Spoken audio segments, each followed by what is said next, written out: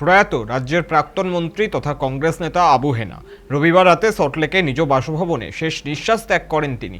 জানা গিয়েছে, বেশ কয়েকদিন ধরে বার্ধক্যজনিত রোগে ভুগছিলেন। মৃত্যুকালে বয়স হয়েছিল ৭৫। সোমবার তার দেহ কলকাতা থেকে লালগোলায় নিয়ে যাওয়ার কথা। দুঃসংবাদ জানিয়ে সোশ্যাল মিডিয়ায় শোক প্রকাশ করেন বর্ষিয়ান কংগ্রেস নেতা অধীর রঞ্জন চৌধুরী। তিনি লেখেন, ভাবতে কষ্ট হচ্ছে, আমাদের প্রিয় হেনাদা আবু হেনা সাহেব আর নেই। গত সপ্তাহেই কলকাতায় দেখা করে এলাম।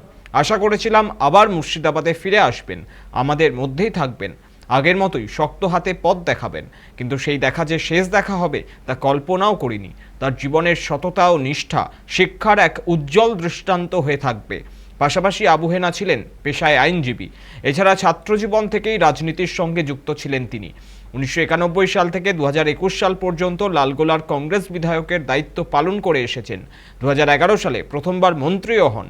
২০২১ সালে তিনি বিধানসভা নির্বাচনে প্রথমবার পরাজিত হন। বর্ষিয়ান রাজনীতিকের মৃত্যুতে শোকস্তব্ধ গোটা রাজনৈতিক মহল।